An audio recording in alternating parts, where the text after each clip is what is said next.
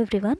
In the last video we have studied about teleological theory. Now in this video let's learn about deontological theories.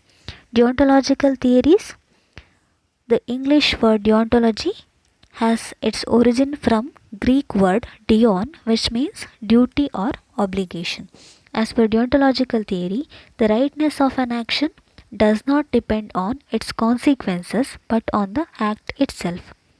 For deontologists, the end or consequences of actions are not important, our intentions are not important, but our actions or duties are important to judge them as ethically right. It means here the focus is on action rather than on the result. In the teleology, under teleology you have studied the result is more important, not the action. What we are doing is not important. Ultimately what happens is important as per teleology.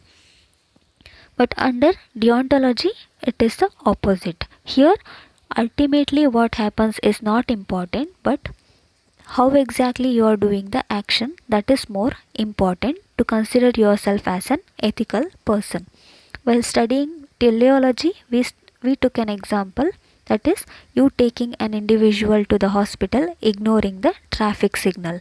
Here, as per teleology, your actions are ethical because ultimately the person is saved.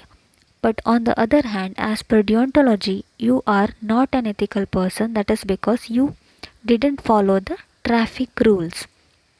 As per deontology, your actions are more important. Therefore, as per deontological theory, you should have waited for the signal. That is the deontological theory. Ultimately, what happens, it is not important, but what you are, how you are doing the action, that is more important as per deontological theory. Now, let's learn about golden rule. It is a theory which comes under deontological theory. Golden rule. The golden rule commands us to treat others as we would like others to treat us. In other words, if you want to be treated fairly, you should treat others fairly. Impartiality is the hallmark of golden rule. It is nothing but saying treat others as we would like others to treat us. It is more like give respect and take respect. If you want to give respect, if you want to get respect from others, you should give respect to others. That is golden rule. You are not supposed to treat others in a bad way if you don't want to be treated in a bad way. That is golden rule. Here the advantage is it is more like personalizing the marketing decisions, or else more like personalizing the things.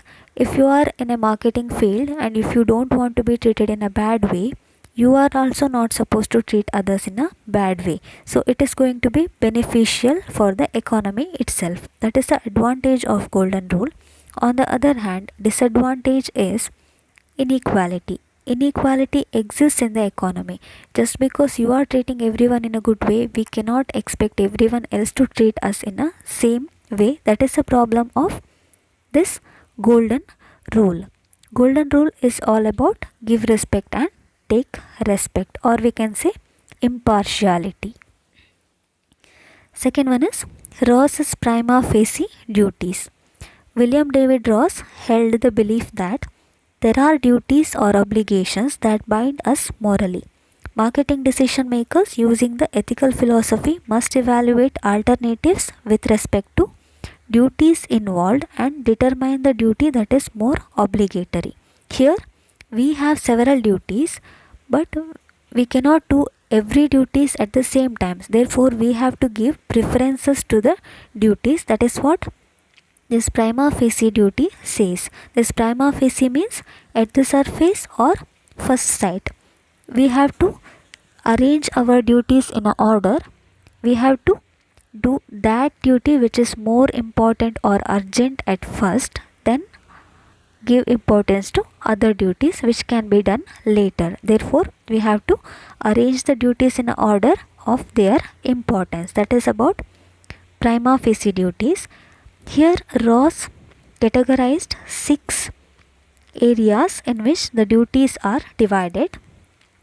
And the 6 areas are duties of fidelity, duties of gratitude, duties of justice, duties of beneficence, duties of self-improvement, and duties of no injury. Duties of fidelity are those that rest on the prior acts of our own. It is more like not to lie, duty to remain faithful to contracts, or duty to keep the promise. It is all about our own action, what we are doing to others. More about we are not supposed to say any lies or remain faithful to our contracts, or we should not break our promise. All those things are coming under duties of fidelity. Duties of gratitude are those that rest on the act of other people towards individuals. More likely saying thank you, saying sorry, all those things are coming under duties of gratitude, and more about others' action towards us rather than our action towards others. Duties of justice are those that rest on the responsibility of distributing pleasure or happiness in a way not in accord with free merits of those concerned. It is more like spreading the happiness irrespective of the merits or grades, giving happiness to either a person who is in the top level or a person who is very poor. We should give equal happiness to both the individuals. Maybe the person is a supreme authority or a local individual. Both should be treated equally, and the happiness should be given to both equally. That is duty of justice. Duty of beneficence are those that rely on the fact that there are people in the world whose situation can be improved. It means there are people who are suffering in this world, and if we can help those people, we must help those people. That is what duties of beneficence is. Next thing, duty of self improvement are those that rest on the fact that we can improve ourselves. No one is perfect in this world. Everyone has the opportunity to improve themselves. Therefore, duty of self improvement focuses more on improving ourselves. Duties of no injury here are those that do not harm others. Ross interprets that the importance of not harming others as more important than duty of beneficence. Duty of beneficence says we can help others, but duty of no injury says we are not supposed to harm others. Helping is optional, but not harming is compulsory. Because if you can't help others, it's okay, but harming others is not okay. That is what Ross says. These are the 6 categories in which he divided the duties, and he says we have to give preferences to the duties and we have to follow our duty. Advantage of this theory is you have the individuals take the this theory helps the individual to take the right decisions. It means here the individuals are giving preferences, then they are doing the duty. Therefore, you can take your decisions in a right way. Disadvantages is it is more important, deciding which duty is more important is difficult. Giving the importance to the duty is not an easy task. That is the disadvantage of this theory. Next theory is principle of proportionality. Thomas Garrett's principle of proportionality has 3 elements: what we intend, how we carry out the intention, and what happens. These are the 3 things which are included under principle of proportionality. Garrett's approach brings together the intentions, means, and ends. According to Garrett's philosophy, an individual is responsible for whatever he or she wills as a means or an end. It is not just the action or the result is important here. It is both intention, action, and ultimate result. What we intend is also important factor to consider ourselves as a ethical person. Here, advantages of this theory, as I said, intentions are also considered. Therefore, this theory is more wider, we can say. Is it considers not only the action or result, but our intention are also judged, so it is more beneficial. And disadvantages is it is not a clear theory, it says it is more vague, because what kind of intentions are considered as a good one or what is bad is not clearly mentioned under this theory. Next one is Rawls' principle of maximum justice. John Rawls published a theory of justice in which he tried to combine the merits of deontological and teleological theory. Rawls' theory attempts to establish principles of justice. His principle rests on the notion of original position. This Rawls is the person who tried to bring another theory which combines the benefits of both teleological and deontological theory. He divided the theory into two categories, that is liberty principle and difference principle.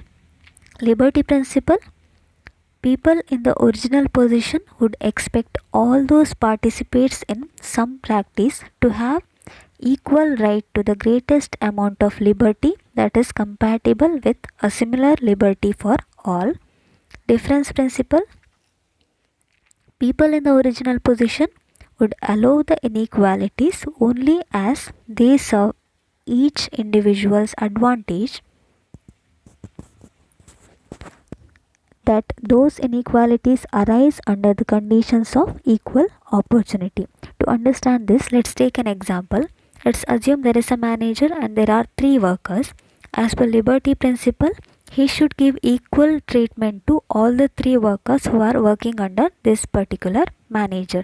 For example, this manager is offering a parking space to the workers who are working under him. As per liberty principle, he should offer equal parking space to all the 3 workers who are working under this manager. That is liberty principle. All of them should be treated equally. As per difference principle, this manager can accept inequalities based on the situation. For example, out of these 3 workers, one worker has a car, other one has bike, and the third one doesn't have any vehicle. Now, this manager can adopt inequality. He can give more parking space to the one with a car and less to the person who does have bike, and he can avoid giving any parking space to the person who doesn't have a car. He can adopt inequality, that is as per the principle of difference. Now, that is about Rawls' principle of maximum justice. He tried to combine teleology and deontology. He considers the original position and principle of justice. Liberty principle, all of them should be treated equally. Difference principle, inequalities are also allowed. The advantage of this principle is it helps to raise the social responsibility in business. He can become more responsible. Then disadvantage is rationality is not found always. People will not have similar needs. So it is very difficult to have rationality. The inequality, rationality, these are the things that is considered as a disadvantage of Rawls' principle of maximum justice. That is all about deontological theories. Under deontological theory, the action is more important than the result. Golden rule: give respect and take respect. Rawls' prima facie duty, assigning the importance to the duties, then doing the most urgent duty at the first place. Principle of proportionality, your intentions, your actions, and the result, everything is important, not just the action or the result. Rawls' principle of maximum justice, liberty principle and difference principle. It is a combination of teleology and deontology, and you have to follow liberty, that is equal space to everyone, or You can also adopt inequality, that is as per the difference principle. That is all about deontology. Thank you.